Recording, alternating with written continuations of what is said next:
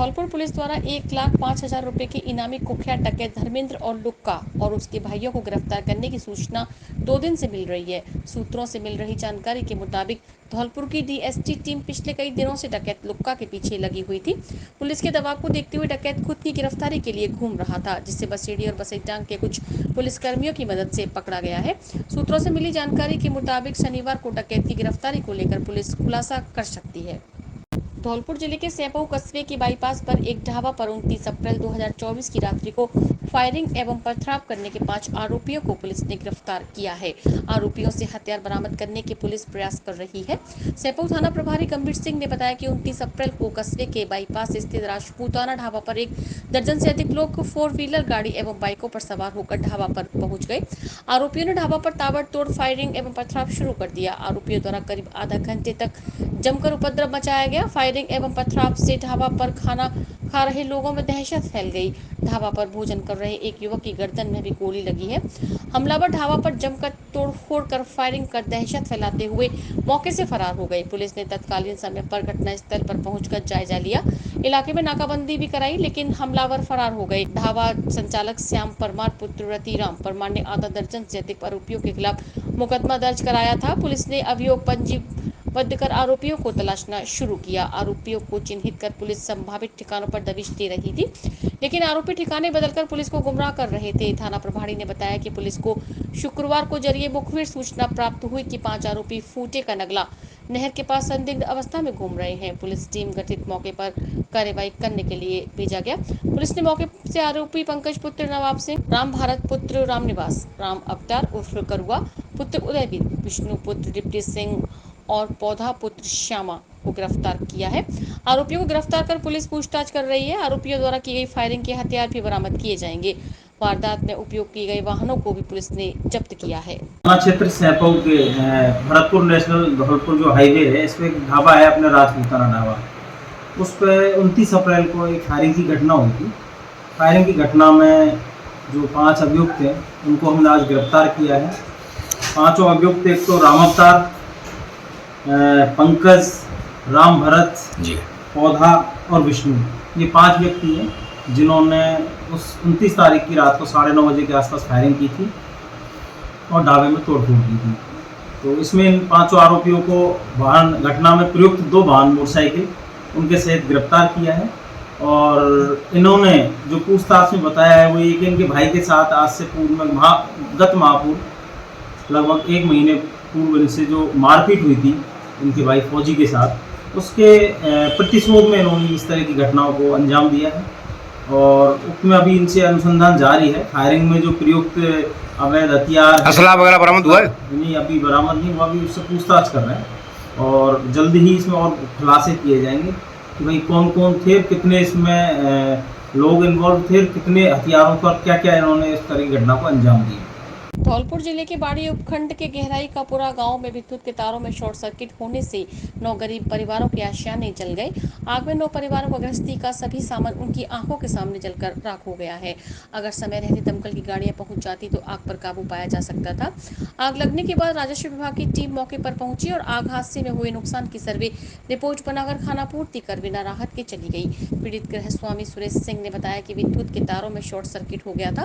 भीषण गर्मी में चल रही गर्म हवा में तारों की मामूली चिंगारी ने एक घर को अपनी चपेट में ले लिया और देखते ही देखते आग ने विकराल रूप लेकर 9 घरों को अपनी चपेट में ले लिया।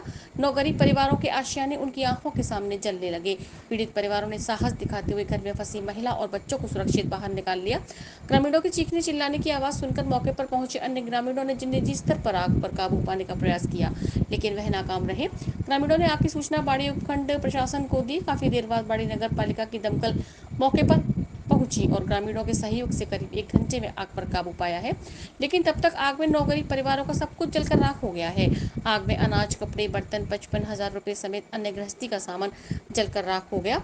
9 गरीब परिवारों के छप्पर पोस आशियाने जलकर राख हो गए हैं। आगजनी में 3 परिवारों के 55,000 रुपए की नकदी जली है। 32 चारपाई, अनाज, पशुओं का चारा, कपड़े, बर्तन, अनाज समेत अन्य गृहस्थी का सामान जलकर राख हो गया है। बिजली के तारों से आग लग गई। मुझे सूचना मिली, मैं मौके पर तुरंत पहुंची और सभी घरों में देखभाल की गई किस तरह से सामान जला हुआ है। और जो नुकसान हुआ अनुमानित एक घर का मतलब जो सामान था 1 लाख रुपए तक का एक घर में सामान होगा, तो 9 घरों में लगी थी आग।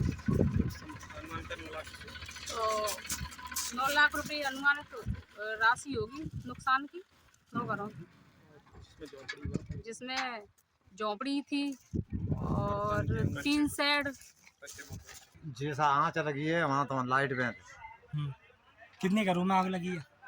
नॉन में 9 घरों में आग लगी है। कितने का नुकसान हो गया टोटल?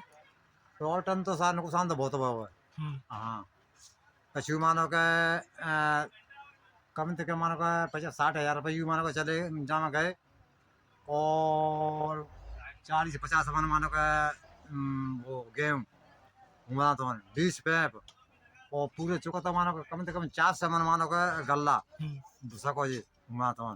धौलपुर राजस्थान क्रिकेट संघ के तत्वावधान में जिला क्रिकेट संघ द्वारा आयोजित 15 दिवसीय ग्रीष्मकालीन क्रिकेट प्रशिक्षण शिविर का शुभारंभ शुक्रवार को इंदिरा स्टेडियम बड़ी फील्ड धौलपुर में राष्ट्रीय प्रशिक्षक शरद जोशी एवं राष्ट्रीय जूनियर चयनकर्ता सिद्धार्थ जोशी के आतिथ्य में हुआ।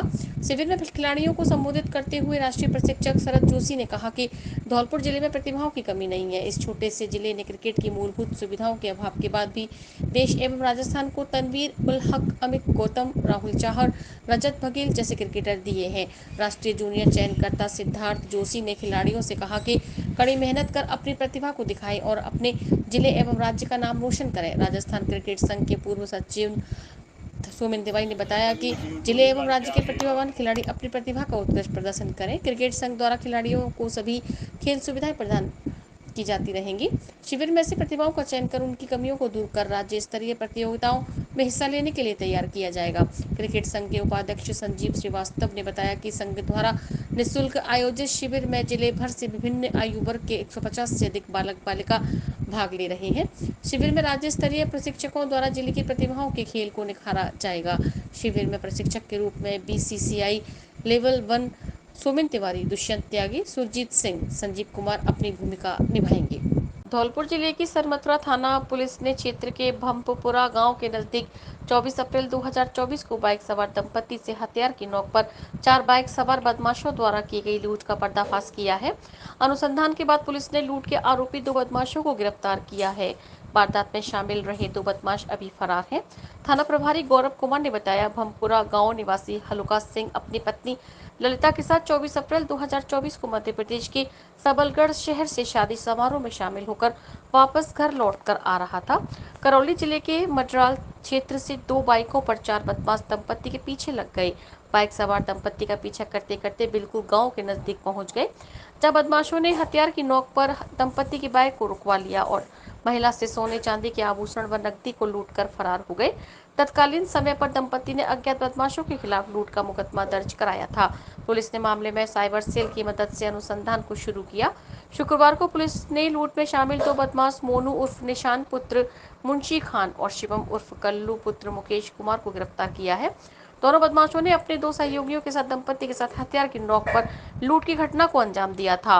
वारदात में शामिल 2 बदमाश अभी फरार हैं, जिनके संभावित ठिकानों पर पुलिस दबिश दे रही है। बाड़ी एडीजे कोर्ट ने करीब 16 वर्ष पुरानी हत्या के मामले में सुनवाई करते हुए आरोपी गणेश को आजीवन कारावास की सजा सुनाई है। साथ में अलग अलग धाराओं में 9,000 रुपए का जुर्माना लगाया है। मामला बसीडांग थाने से जुड़ा है। थाना क्षेत्र के रजई गांव में 2007 में खेत पर हमला हुआ था, जिसमें हुई फायरिंग के दौरान रामजी लाल की मौत हुई थी। एडीजे कोर्ट बाड़ी ने आरोपी गणेश को आजीवन कारावास की सजा सुनाई, साथ ही 5,000 रुपए का जुर्माना लगाया है। पूरा मामला 3 मार्च 2007 का है। रामजी लाल के बेटे राकेश ने थाने पर मामला दर्ज कराया कि उसके पिता और अन्य परिवार के लोग फसल काट रहे थे। इस दौरान गांव के आरोपी रामबाबू, लक्ष्मण, गणेश, विशाल, बनवारी, ध्रुव ने एक राय होकर हमला किया और फायरिंग कर दी। हमले में उसके पिता रामजी लाल को गोली लगने से मौके पर ही मौत हो गई। वहीं परिवार के अन्य लोग घायल हो गए, जिसका मामला थाने पर 25 मार्च 2007 को दर्ज कराया गया।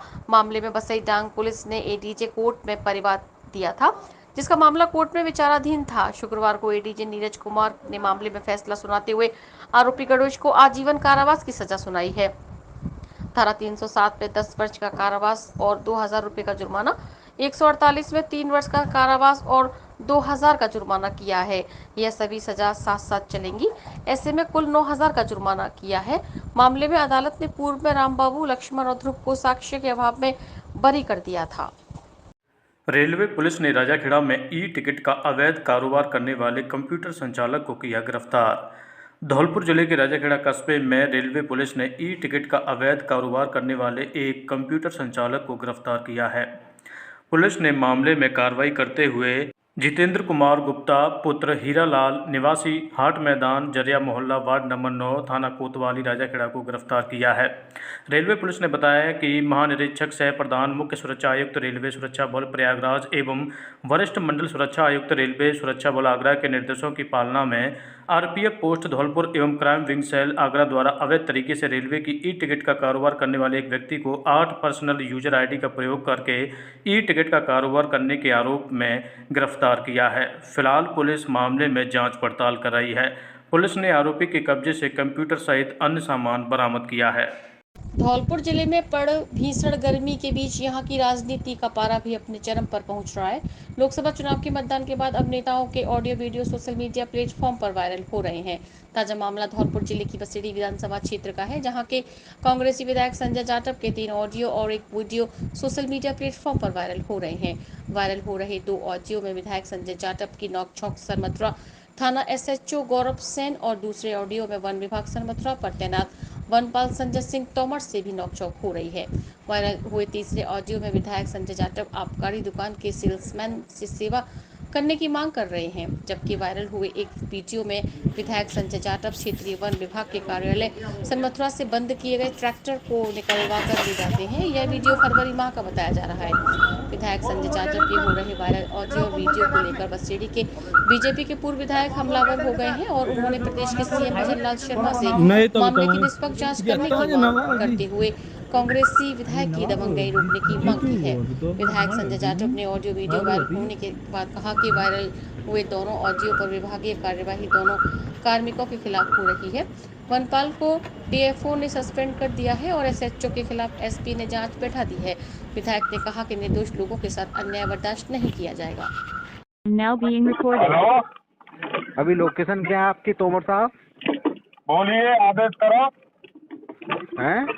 आदेश करो। आपकी लोकेशन कहाँ है अभी? आप बताओ क्या काम है? नहीं, काम है मुझे। एक ना ट्रक निकल रहा है वहाँ से पत्थर का, आपके सिद्धपुरा से। अच्छा, हाँ, फॉरेस्ट में से। आपकी लोकेशन कहाँ है? ठीक है, मालूम कर लेता हूँ। मैं फील्ड में हूँ। हाँ, फील्ड में किस जगह हो? मैं भी फील्ड में हूँ। अच्छा, हाँ, मुझे बताओ फील्ड में कहाँ हो आप, ये बताओ मुझे आप। फील्ड में हूँ इधर महासिल की तरफ। मरासिल में जगह बता दो मुझे। जगह जरक वाले डाली के पास। कौन सी जगह पर? जरक वाले डाली के पास। कौन सा डाला? जरक वाला। चरक? ऐसा कोई डरा नहीं है मरासिल में? अब आपको थोड़ी पता है या नहीं है? मेरी बात सुनिए। बोलिए। विधायक बोल रहा हूँ। बोलिए, ठीक है? बोलिए। मैं संजय तोमर बोल रहा हूँ, फॉरेस्टर। हाँ, मुझे मालूम है। अरे मुझे मालूम है दादा, तोमर साहब मालूम है। जाति से जाटव हूँ, मुझे पता है। तू विधायक से कैसे बात कर रहा है? सुनो मेरी बात को पहले। कैसे बात कर रहे हैं? अरे भैया मेरी बात सुनना दादा, मेरी बात सुन प्लीज। बोलिए भैया, बोलिए। हाँ, जोड़ रहा हूँ तेरे आगे। तू विधायक से बात कर रहा है। मैं जोड़ लूंगा। आपके हाँ, कोई दिक्कत नहीं है। हाँ, बड़ी भाई हो। आप ना मुझे रेंज में मिलो अभी सरमद्रा, ठीक है? मैं रात को किसी से नहीं मिल रहा, ठीक है? हैं? क्या बोल रहे हो? रात में किसी से नहीं मिल रहा मैं। नहीं, मैं ना कुछ इशू पर बात करना चाह रहा हूँ। ट्रक निकल रहा है वहाँ से आपके फॉरेन। आप मुझे मालूम पड़ा है कि आपने 10,000 रुपये लेके ट्रक को निकाला अभी। झूठी बात कर रहे हैं। ये काम तो आप करते हो, पैसे लेके खान चलवाते हो प्लांटेशनों में। मैं नहीं करता ये काम। हाँ, अच्छा। हाँ, ये काम आप करते हो। चोरी का धंधा करते हो, ऊपर से दवा बना रहे हो कर्मचारियों पे। अच्छा। हाँ, ये काम आप करते हो। चोरी का धंधा करते हो, कर्मचारियों पे दबाव बनाते हो, नहीं मानते हो। हाँ, और बताइए। आप बोलिए। मैं किसी से पैसे नहीं लेता। हाँ, कोई प्रूफ हो आपके पास तो बताइए। अच्छा, प्रूफ चाहिए आपको? हाँ, प्रूफ चाहिए। बताओ किससे लिए? कोई ऑडियो हो, वीडियो हो, बताओ। अच्छा, और क्या चाहिए आपको? और क्या चाहिए आपको? कुछ नहीं चाहिए मुझे तो। आप बोल रहे हो ना कि पैसे लिए। किससे पैसे लिए मैंने? मेरी बात सुनिए बनपाल महोदय जी, आप बोलिए। संजय तोमर जी। मैं सुन रहा हूँ। सुनिए मेरी बात को। हम्म। BTS पे लोकेशन निकलवा के अभी बता दूंगा आप कहाँ पर हो, पहली बात। ठीक, अभी के निकलवा अभी लो। ठीक, तुरंत अभी निकलवा लो। अभी निकलवा लो। सुबह या तो अभी मिल लो या सुबह 10 बजे रेंज ऑफिस में आदेश दे रहा हूँ आपको। मैं और आपका आपसे अधिकारी आदेश- देगा, मैं सुपरविजन का आपसे- आपका अधिकारी देगा। सुनिए पहले मेरी बात को, ढंग से सुनिए। ऐसा है, मुझ पर चिल्लाने की जरूरत नहीं है। ठीक है, हैं? मुझ पर चिल्लाने की जरूरत नहीं है। चिल्लाने की नहीं है, मैं आपसे कुछ बात कर रहा हूँ मेरे दादा। मैं कुछ बोल रहा हूँ, मुझ पर चिल्लाने की जरूरत नहीं है। मैं आपसे देखिए मैं दबाव जाता हूँ, जाते से डर लगता है भैया। आप तोमर और राजपूत हो, डर जाता लगता है मुझे। हूँ तो आप मुझे दबाओगे या डराओगे? नहीं मैं दबा नहीं रहा हूँ। ना मैं रिक्वेस्ट कर रहा हूँ भैया, मुझसे प्लीज मैं रिक्वेस्ट कर रहा हूँ आपसे, रिक्वेस्ट कर रहा हूँ, बोलिए। रिक्वेस्ट कर रहा हूँ, बोलिए रिक्वेस्ट कर रहा हूँ महोदय जी, रिक्वेस्ट कर रहा हूँ। बोलिए सर, बोलिए, मैं सुन रहा हूँ। उन आदमियों को छोड़ दो जिन्होंने आपको पकड़ा है और आपने एक ट्रक से 10,000 रुपये लिए, उनको छोड़ दीजिए प्लीज। उनका क्या दोष है बताओ? मैंने किसी को पकड़ा नहीं है, ना किसी से सिद्धपुरा पैसे से लिए। ट्रक निकला है, सिद्धपुरा से ना ट्रक तो निकला मैंने है किसी अभी। को पकड़ा है, ना किसी से पैसे लिए हैं। झूठी बात बनाने की जरूरत नहीं है। आप कह रहे हो कि मैं आप कह रहे हो कि मरासिल की तरफ चढ़क के डांडे पे हूँ। आप इन गाँव से बोलो कि वो फोटो खींच ले मेरा, मैं उनके पास हूँ। किसका? नहीं आपने उनका मोबाइल फोड़ दिया, आपने उनका मोबाइल फोड़ दिया। दूसरे लोग भेजो, ये गुंडागिर्दी आपकी मेरे पास नहीं चलेगी, आपको बता दूं। नहीं महोदय, देखो मैं अपने सुनिए, मंथली बांध रखी है, फॉरेस्ट में खान करवा रहे हो, ये काम यहाँ पे नहीं चलेगा बिल्कुल भी। अच्छा मैं बता रहा हूँ। हाँ, मैं पहली बार के मेनू साहब, मुझे ABCD का नहीं पता, ABCD जो मुझे मालूम है आपको बता दिया मैंने। आपको सारी बातें मालूम है। आप इन लोगों से पैसे लेके खान चलवाते हो ना, कर्मचारियों पर दबाव बनाते हो। बिल्कुल भी दबाव बनाने की जरूरत नहीं है मेरे ऊपर। ट्रांसफर कराना है, ट्रांसफर करा दो, और कुछ कराना है और कुछ करा दो, मैं एक दिन भी नहीं सुनूंगा बिल्कुल भी। अब सुन मेरी बात को संजय तोमर, एक MLA की हैसियत से बोल रहा हूँ आपको। आप सुबह 10 बजे, अरे सुनिए मेरी बात को प्लीज, सुनिए शांति तरीके से सुनिए। सुबह 10 बजे रेंज कार्यालय सर्वत्र उपस्थित हो गया, ठीक है? ना 10 बजे आ रहा, ना 12 बजे आ रहा, ना 15 बजे आ रहा।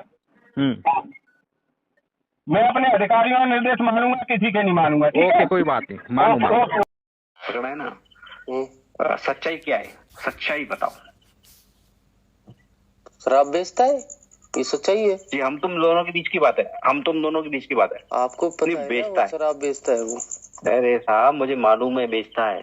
सच्चाई ये है कि अभी सामान जब्त हुआ क्या उससे, सामान जब्त हुआ है ना। क्या पकड़ा है बताओ। आपको नहीं बता सकता ये बात में। सच में? हाँ बिल्कुल नहीं बता सकते, अभी FIR होने के बाद बता देंगे। आपको पता ही है शराब बेचता है वो।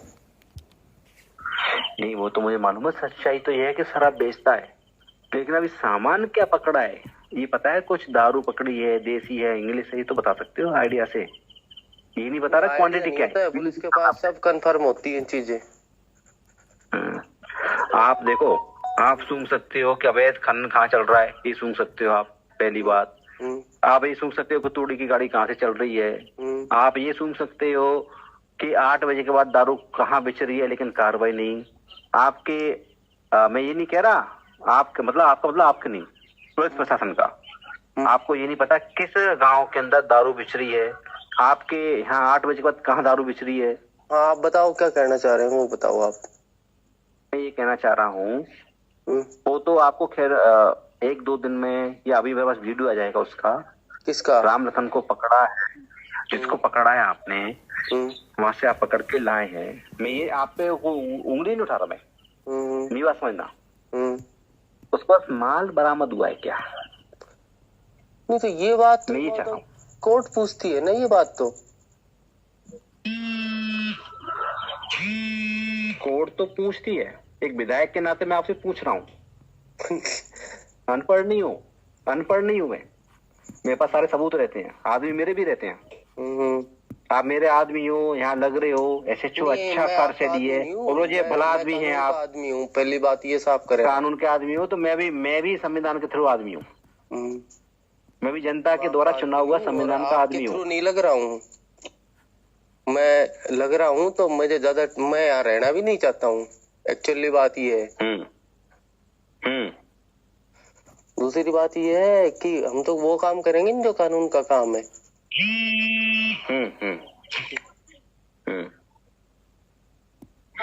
बात ये नहीं है, पकड़ ली अच्छी बात है, सामान क्या बरामद हुआ मैं ये पूछना चाह रहा हूँ आपसे। नहीं, मैं आपको नहीं बता सकता ये चीज। तो ठीक है, आप फर्जी केस बनाओगे, दारू के ठेकेदार से बुला करके दारू बेटी की दर्शा दोगे, इंग्लिश है, देसी है, करते होंगे जब आपको पता होगा। इस तरीके से मेरे साथ इस तरीके से बात मत करना दोबारा।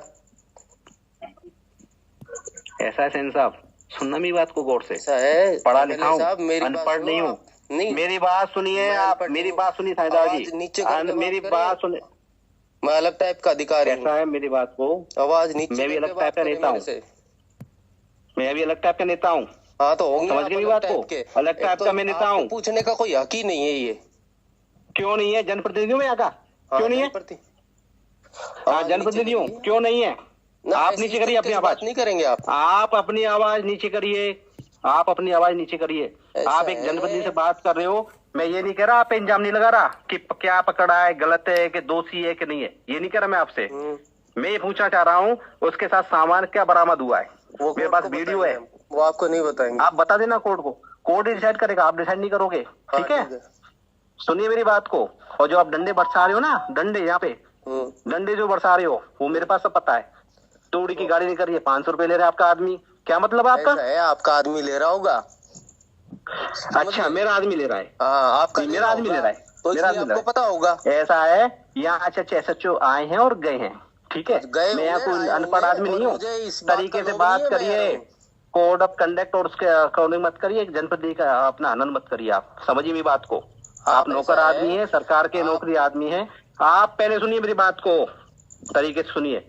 मुझे वो भी वीडियो मालूम है कि आपने किसको कंप्लेन तरीके से बात करिए। अरे SHO साहब पूछ सकता हूँ, अधिकार है मेरा, अधिकार है। तो मैंने संविधान ने, कोर्ट बताएंगे हम, संविधान ने दिया है, संविधान ने दिया है, तो कोर्ट में आपको ये भी पता होना चाहिए, आप पुलिस की गवाही कोर्ट के अंदर बैठ नहीं होती, आपको ये पता होना चाहिए। कम पता होना चाहिए आपको, पता होना चाहिए आपको। मुझे ये भी मेरे पास वीडियो है कि 4 आपने खनन पकड़े, चारों को निकाला, एक आदमी को जब्त किया। ऐसा है, ये सब काम आप करते हैं, ये भी पता है मुझे, दोबारा फोन मत, ये भी पता है इस टाइप से। अरे छोड़िए मेरी बात को, करना मेरे पास। मैं कोई गलत काम के लिए फोन नहीं किया, मैं उसके छोड़ने के लिए फोन नहीं किया मैंने, तो फिर उसको छोड़ने के लिए फोन नहीं किया मैंने। तो आपके यार समझो आप मेरी बात को, आप पैसे लेकर के दारू बंटवा रहे हो। अरे आप सुनिए मेरी बात को, एक सबूत, मैं DST, अरे मेरी बात सुनिए पहले। SHO साहब मेरी बात ढंग से सुन लीजिए, आप समझ के आरोप लगाया करो। SHO साहब मेरी बात ढंग से सुन लीजिए आप, ढंग से। लेकिन इस तरह के आरोप नहीं लगाएंगे मेरे ऊपर। मैं क्या कह रहा हूँ आपसे, मैं बढ़ दिया ना, कि और ये नौकरी है, सुनो ये नौकरी है, 5 साल का पट्टा मिला है MLA का, जिंदगी भर का नहीं मिला है। ये 5 साल मेरी बात सुनोगे आप पहले? ऐसा है, मेरा पद कम SHO साहब मेरी बात सुनो, मेरी बात सुनिए, मेरा आप पहले मेरी बात सुनोगे? मैं ये कह रहा हूँ पहले मेरी बात सुनिए आप। अरे मेरी बात, अपनी गाड़ी 6 बजे तक आ जाए, सुनो। हाँ, और दिनों में चाहिए तो अपनों कुछ सामान नहीं, वो शाम तक ही आएंगे वो, ठीक है। हाँ तो हम 6 बजे, तो हम 6 बजे पहुँचवा दें, 6 साढ़े 6 पे। ठीक है, रख लेना, वो ले जाएगा, वो आदमी आएगा, ठीक है, दे देना। ठीक है सर। और क्या कह रहा तुम्हारे चाचा श्री? कहीं नहीं कह रहे, कहीं ना गई, कहीं नहीं, MLA साहब की सेवा ना कर रहे तुम। मैं ना गई, तू कह दी हो, अपने आप कह देंगे MLA साहब की सेवा करो। जब बैरवागी कर सकते हो तो अब घर की आदमी की नहीं करोगे क्या? जो आप सही कह रहे हैं। फिर तुमने मौका कहाँ हुआ भाई? क्या तुमने मौका ना दो भाई सेवा को? नहीं तो बोलो भाई, उनको जब जाती है तो हमारे भी तो गेस्ट आते हैं, अब आदमी छोटे मोटे तो रहे नहीं, लोग आते हैं। अब जेब से काम ऐसे तुम कहनी पड़ेगी, ये पहुंचा वो करा, तो तुम ही काम करोगे अब चीज वैसे, ठीक? ये बात है, कह देना उनको, ठीक? The person you are speaking with। आज मुझे मीडिया के माध्यम से मालूम पड़ा कि 2 ऑडियो वायरल हो रहे हैं और मीडिया के कई फ़ोन भी आए थे। मैं आपको बताना चाहता हूँ इस वीडियो के माध्यम से कि संजय तोमर जो बनपाल है नाका खुर्दिया रेंज सरमथरा का, उसने जो ऑडियो वायरल किया है वो 18 मार्च 2024 का है, जिसके अंतर्गत मैंने उसी दिन DFO साहब के यहाँ जाकर के उसके खिलाफ अनुशासनात्मक कार्रवाई और उसके जांच कराई थी। 3 साल से उसने जो काम कराया नाका खुर्दिया के अंदर, जैसे प्लांटेशन हो गया, आपका तलैया हो गई, आपकी पोकर खुदाई हो गई, आपकी चार दीवारी हो गई, या कच्चे जो जेसीबी के द्वारा खाई डालते हैं वो भी, उन सब का मैंने जांच के लिए डीएफओ साहब से एक कमेटी का इसकी जांच करके बताया कि इसमें कितनी अनियमितता है। डीएफओ साहब ने जांच भी बैठाई थी और जांच में उन्होंने 2 बार रिकॉर्ड मांगा उस व्यक्ति से, लेकिन उसकी हिम्मत देखिए कि अपने उच्च अधिकारी के आदेशों की अवहेलना करते हुए उसने ना तो एमबी बुक बिल दी, ना ही कोई फाइल प्रोवाइड कराई, ना ही उसने ऑफिस के अंदर कोई कागजात रखे, अपने घर ले जाके धौलपुर में कागजात रखे। इस उपलक्ष्य में मैंने एक बार पुनः स्मरण लेटर फिर भेजा मैंने डीएफओ साहब को, उसमें भी उन्होंने कोई कार्रवाई नहीं की। तो मैंने सीसीएफ साहब से भी कहा, सीसीएफ साहब आए थे 7 मई को, तो उन्होंने 8 मई को वहाँ जब जांच करी थी तो उसमें अनियमितताएं मिली, काम पूर्ण हुए बिना ही भुगतान उठा लिया गया, मौके पर काम नहीं थे। इसलिए 8 मई 2024 को संजय तोमर बनपाल नाका खुर्दिया को सस्पेंड करते हुए उनका भरतपुर कार्यालय किया गया। एक तो ये बात है। दूसरी बात है 10 अप्रैल 2024 की, उस दिन अवैध दारू के प्रकरण में, अवैध शराब के प्रकरण में केस बनाने के लिए निर्दोष व्यक्ति को फंसाने की कोशिश की गई थी, जिसका समय रहते हुए मुझे मालूम पड़ा। मैंने थानाधिकारी को फ़ोन किया और मैं स्पष्ट उस ऑडियो में आप सुन सकते हैं कि क्या कह रहा हूं मैं। उसमें मैंने यही कहा था कि आपने इस व्यक्ति को पकड़ा है तो इस टाइम इसके मौके पे इसके पास क्या सामान है, क्या अवैध दारू है। थानाधिकारी इस पर स्पष्ट कह रहा है कि हम आपको क्यों बताएं। तो मैं निर्दोष लोगों को संजय जाटव फंसने नहीं देगा, निर्दोषों के खिलाफ संजय जाटव न्याय होने नहीं देगा। इनकी कार्यशैली, थानाधिकारी जी की कार्यशैली इतनी खराब है। अभी मैं आपको बता देता हूँ कि मेरे ऑफिस के बगल से ही 4 दुकान छोड़ करके जो हमारे विजिटर आते हैं, आगंतुक आते हैं, आम जनता आती है, उनके लिए चाय पानी की व्यवस्था करता है विजेंद्र सिकरवार, वो व्यक्ति शाम को 7:30 बजे 8 मई को उस व्यक्ति को उठाया गया था और 10 मई को सुबह 6 बजे उसे छोड़ा गया 151 के अंदर। उससे 2.5 दिन तक उसको प्रताड़ित किया गया थाने के अंदर, जानवरों की तरह उसको मारा गया, बेरहमी से मारा गया, जिसका हमने जिला अस्पताल में इलाज भी कराया गया था। और जब इस उपलक्ष्य मैंने इस संबंध में थानाधिकारी से बात की तो अनभिज्ञ होते हुए कहा था मैं सब छोड़ दूंगा। 151 में मैंने उसको पाबंद किया है और उसको गलत तरीके से 2200 रुपये की पर्ची बना करके सट्टे का उस पर केस बनाया गया। इस तरह का थानाधिकारी की कार्यप्रणाली है। इसके और भी कई केस हैं। एक केस ये भी है कि एक चोरी के प्रकरण में एक व्यक्ति को पकड़ा था संदेह के आधार पे और उसका सिर फोड़ दिया। तो जहाँ तक मुझे मालूम है इस थानाधिकारी की मनोचिकित्सक को दिखाना चाहिए। इनकी मुझे हालत ठीक नहीं लगती है कि इस तरह से ये काम कर रहे हैं, कार्यप्रणाली इनकी इतनी खराब है।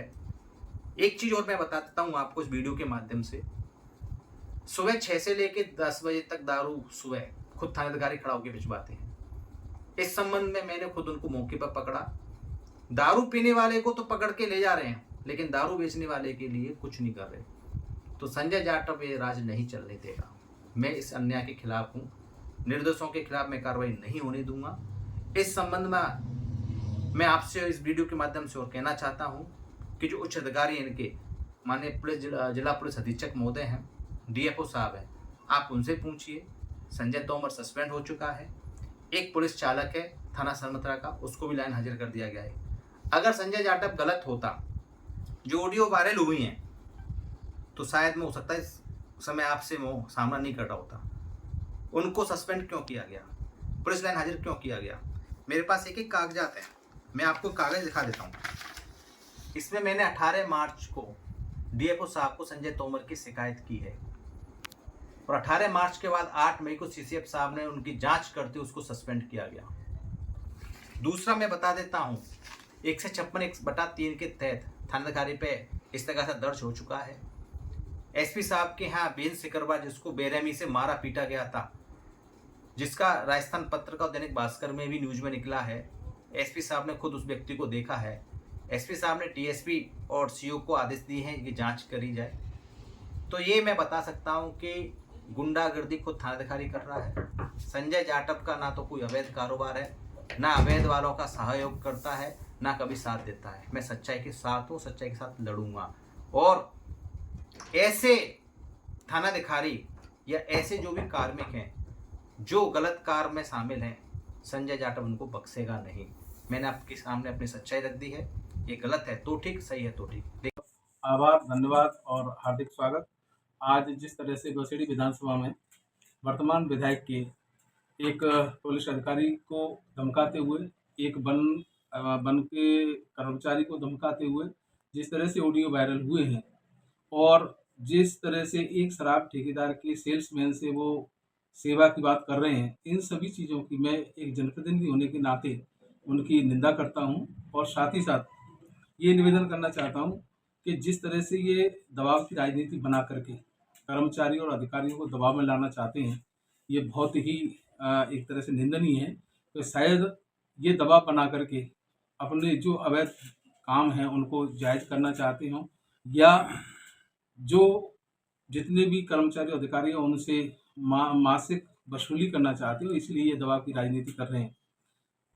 इसी प्रकार से जो कुछ कांग्रेस के मानसिकता के अधिकारी लगे हुए हैं, उनको पता है कि जिस तरह से पहले कांग्रेस सरकार के समय में जिस तरह से लूट का खुला खेल चला था, आज भी ये कांग्रेस की मानसिकता के लोग, कर्मचारी और अधिकारी उन कांग्रेस के जनप्रतिनिधियों के गुणगान कर रहे हैं और उसी का आधार बना करके ये वर्तमान विधायक अपनी मंत्री सेट करना चाहते हैं।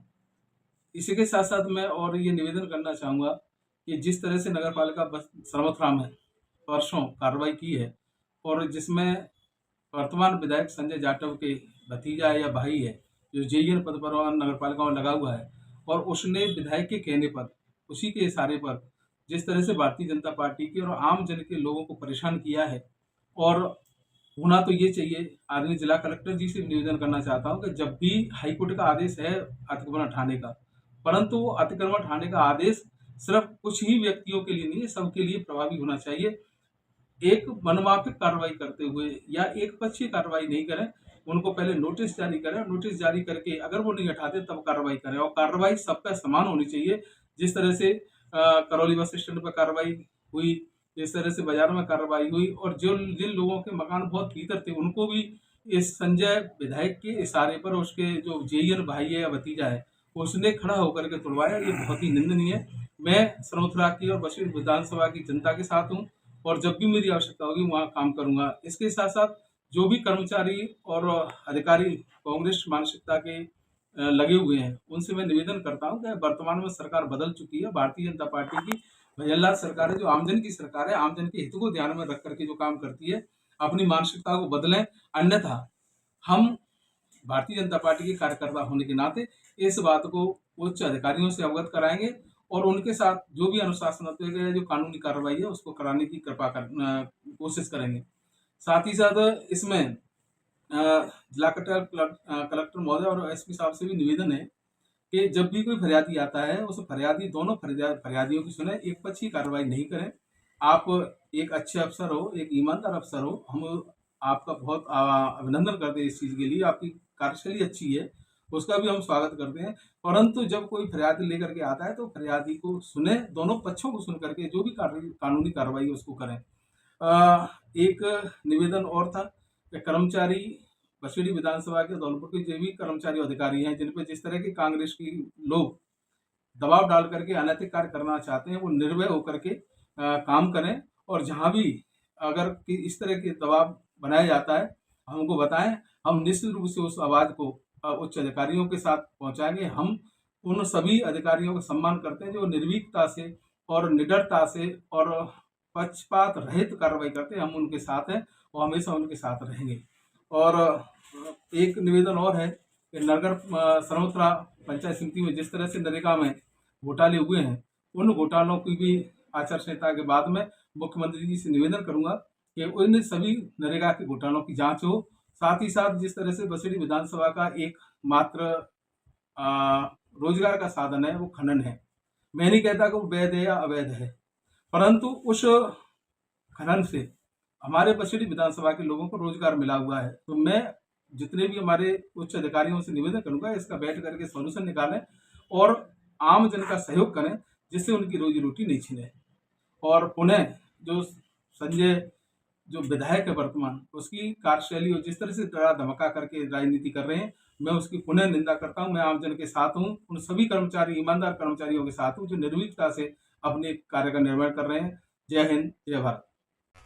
Are you looking for a school that prioritizes academic excellence, fosters creativity, and nurtures individual growth? Then Emmanuel Mission School is the right school that you're looking for. A legacy of 35 plus years, Emmanuel believes that every child is unique, and with the right kind of educational framework and attention, every child can shine bright. Admissions are now open at Emmanuel Mission Senior Secondary School, Badi Road and Jail Road branches. For admissions from class nursery to class 12 are open now, limited seats only. You can enroll your child for better future.